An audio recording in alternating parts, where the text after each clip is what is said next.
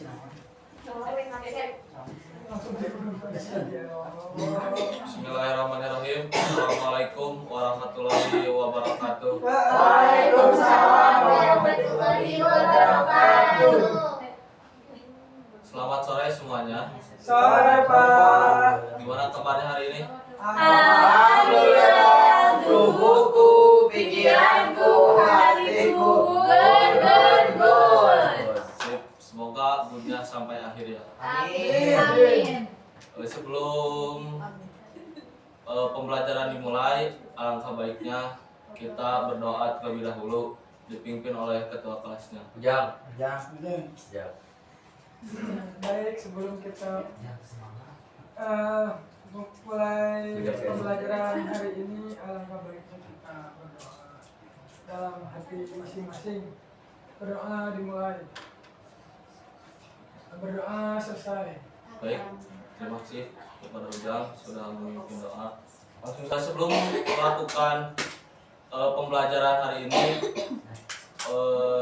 biar kita bisa lebih bersemangat lagi, kita ise breaking terlebih dahulu dipimpin sama satu orang. Nanti Pak. Sama Pak, gak bisa Pak. Ujang, Sakit kaki Pak, nggak bisa berdiri. Cepat Hengki, Hengki. Pengen sama Bapak deh. Biar kita semangat tuh. Ya, Pak. cepat satu orang. Barakah, Lutfi Barakah, maju ke depan. Oh. Untuk rankingnya yaitu teman-teman tepuk semangat. Siap, gimana Pak? Gimana Pak? Ada yang semangat ini apa ya tempatnya? Tidak. Gimana? Aku semangat lagi. Nah, seperti itu ya. Ya kayak gimana? Gimana? Kita Coba tuh. dulu. Oh, awe apa ini? Iya lagi. Tepuk semangat. Oh, Tepuk semangat. semangat. Semangat. Satu kali lagi. Satu kali lagi teman-teman. Dan semangat tuh. Oh, siap. Siap. Tepuk semangat. Semangat.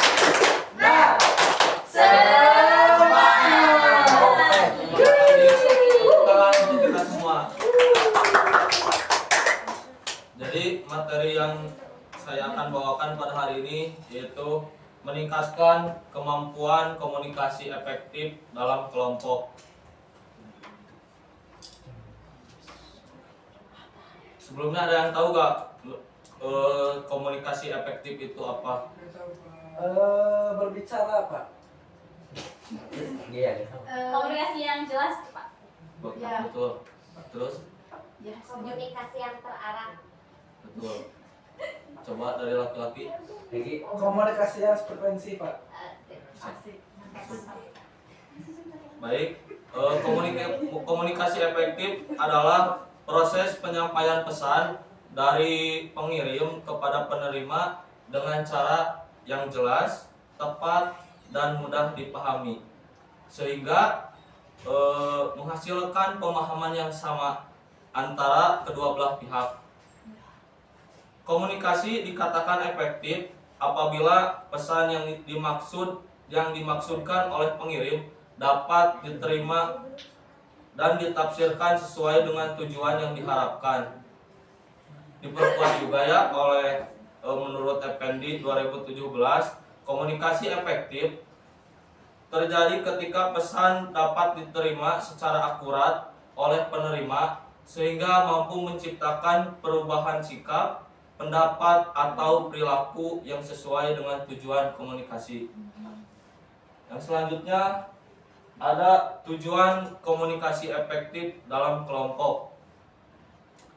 Tujuan utama komunikasi efektif adalah untuk memastikan bahwa pesan yang disampaikan dapat dipahami secara tepat oleh penerima sehingga terjadi kesamaan makna antara komunikator dan komunikan.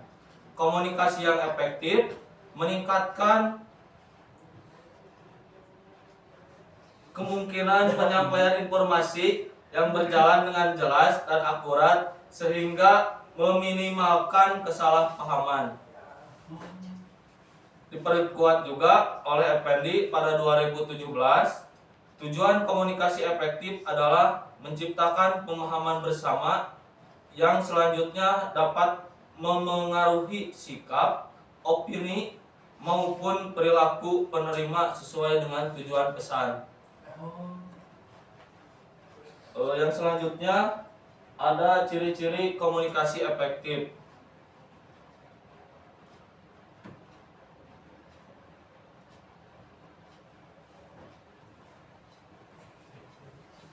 Ciri-ciri komunikasi efektif yang kesatu ada pesan mudah dimengerti. Jadi maksudnya informasi yang disampaikan dengan bahasa yang jelas, sederhana, dan tidak berbelit, sehingga tidak menimbulkan kebingungan. Yang kedua, ada tujuan komunikasi tercapai.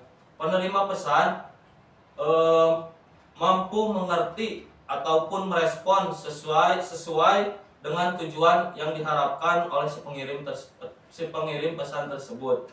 Yang ketiga, adanya feedback atau umpan balik, yang dimana pihak penerima memberikan tanggapan baik berupa jawaban, ekspresi, ataupun tindakan yang menunjukkan bahwa pesan itu diterima dengan baik. Yang keempat, ada pesan yang tepat sasaran. Jadi maksudnya isi pesan tersebut sesuai dengan kebutuhan, situasi, sehingga lebih mudah diterima. Yang kelima, ada sikap saling menghargai, yang dimana komunikasi berlangsung dengan sikap sopan, tidak menghakimi dan menghargai pendapat masing-masing. Yang keenam, mendengarkan secara aktif, yang dimana komunikator dan komunikan fokus tidak memotong pembicaraan dan menunjukkan perhatian seperti anggukan atau ringkasan kembali. Yang ketujuh, ada non-verbal mendukung verbal, yang dimana ada di situ bisa mengekspresikan wajah, intonasi suara, dan bahasa tubuh sejalan dengan kata yang diucapkan. Yang kedelapan, tidak terjadi distorsi pesan, yang dimana pesan itu tidak berubah atau salah tafsir sehingga maknanya tetap sama dari awal sampai diterima. Yang kesembilan, ada membangun hubungan yang positif, di mana komunikasi berlangsung dengan empati sehingga suasana di dalamnya itu nyaman dan bisa membangun hubungan yang positif.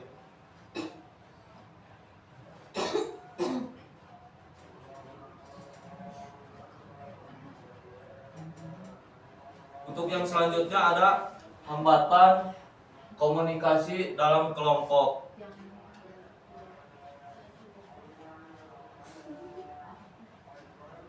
Ada yang tahu gak hambatan komunikasi dalam kelompok itu seperti apa? Tidak bisa diajak kerjasama, Pak. Betul. Udah gak mau bareng gitu, Pak. Benar. Siapa Siapa lagi? Bener-bener. Tidak mudah. Siapa aja.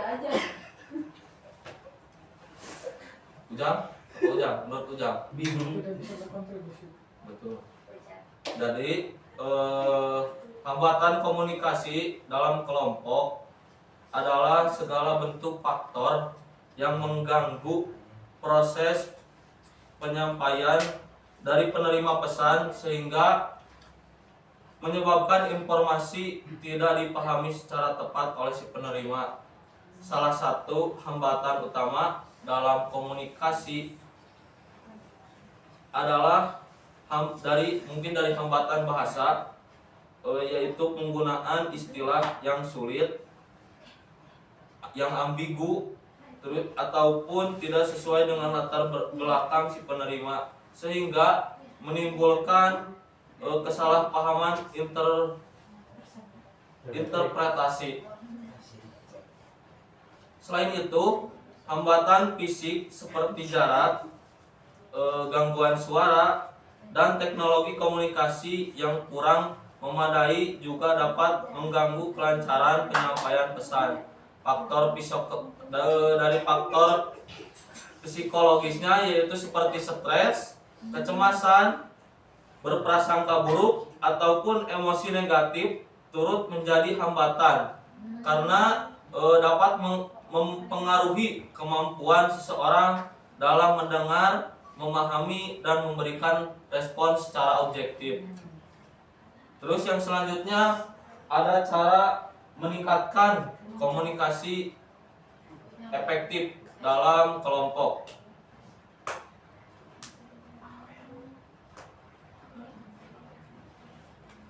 Yang ke satu itu ada gunakan bahasa yang jelas, yang dimana hindari kata-kata yang rumit ataupun berbelit.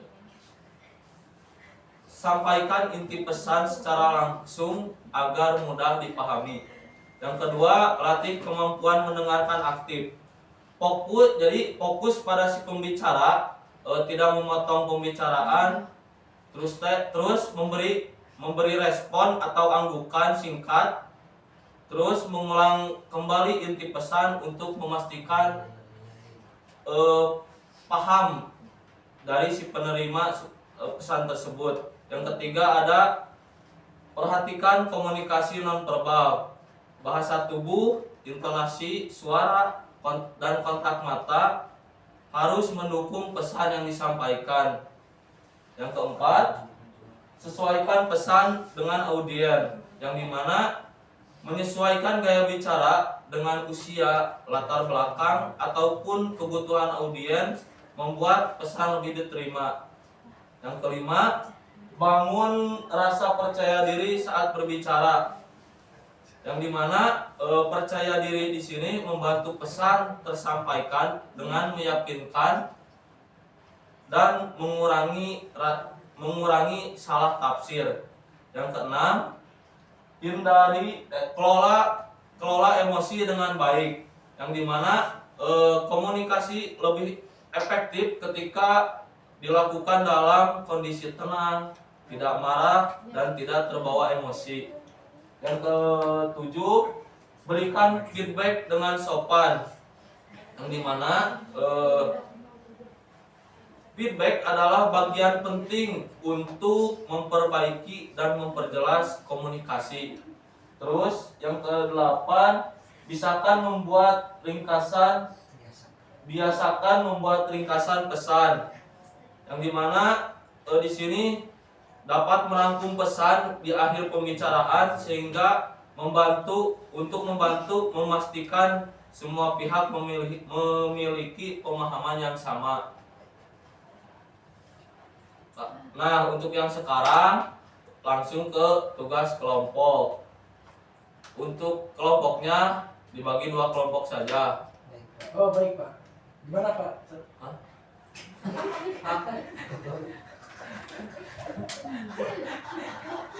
Gimana Pak? Tiap kelompok 4 orang saja Ya, cukup. Pak. Oke baik Pak. Dari sini, dari tengah ke situ. Itu berapa? Ya, saya kasih waktu 10 menit lah.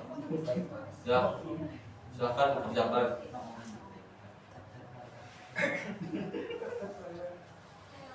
Setiap anggota kajian dan Iya aku harus ini ya. Ini kelompoknya Pak. Ini mana kelompok Pak? Harus bareng-bareng. Aduh kelompok tengah. Siapa yang mana? Aduh ini teman pembicaraan.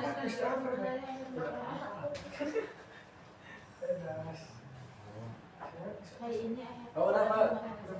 oh jadi tugas itu opak kumpul. Iya Miro. Tadi kan tadi kalau bisa nih Jamil lagi. Iya bisa. Segera. Hei, tuh balik dia. Tadi ada yang main. Aku itu bridge. Aku Aris yang sekelas saya. Ya, ya gitu ya. Gak benar. Ya Pak. Masih Pak. Ya maksud. Ya ini. Apa? Kata kalian gimana itu? Gimana sih rekomendasinya sama itu? Ini ya.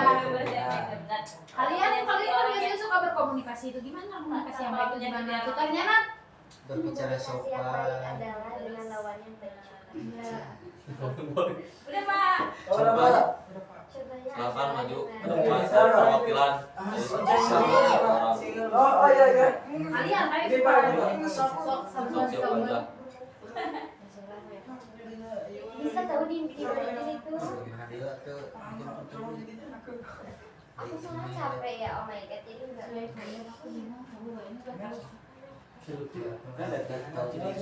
Yo, ketika akang masukam. Balikin kira, balikin kira. kita Oke, sama. lagi belajar Siap, ya. oh, ya maju. Jadi Belajar. kesimpulan dari teman-teman kelompok, cara berkomunikasi yang baik itu, kalau misalkan ada yang berbicara, itu Oh harus ya. harus mendengarkan Oh ya siapa? mendengarkan yang pembicara. Ya. Nah, itu mendengarkan, jangan berbicara sebelum si pembicara itu sudah beres. Terus ya jangan memotong. Terus kalau kita berbicara, kita tuh harus dengan pelan, jangan tergesa-gesa. Tuh. Terus satu lagi kita harus bisa apa ya, menerima saran dan kritik dari orang lain seperti itu. Silakan duduk kembali. Berikan tepuk tangan untuk kelompok. Silakan untuk kelompok dua, maju satu orang perwakilannya.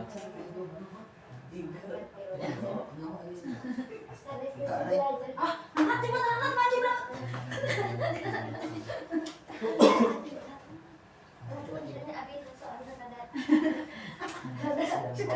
So jadi logo gitu. Bentar ya Pak, nggak kelihatan. Aduh, kita mau apa? Cara berkomunikasi dengan baik dalam kelompok. Dengarkan kesimpulan dari hasil. Oh, oke lah. Terharu Pak. Jadi hasil dari kelompok kita ya, bahwa ketika apa ya, kita tuh bisa melakukan komunikasi yang efektif itu adalah dengan kita mendengarkan lawan bicara kita dengan baik, terus memahami dan tidak hanya mengangguk-angguk saja gitu ya Pak, tapi mendengarkannya dengan baik juga dan memberikan respon yang baik juga. Komunikasi dari kitanya itu terarah gitu sama mereka, dan yang paling penting adalah tidak memotong pembicaraan saat lawan bicara kita sedang berbicara. Iya betul, aku setuju. Silakan kembali. Berikan tangan kelompok dua. Yeay.